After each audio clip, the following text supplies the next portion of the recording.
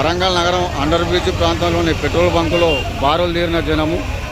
Petrol diesel అందక ఇబ్బంది పడుతున్న వాహనదారులు చూడండి. బంకులో ఎంతమంది, ఓవైపు పోలీసులు కూడా కంట్రోల్ చేస్తున్నారు. ఇక్కడ చూడవచ్చు మనం విజువల్స్లో.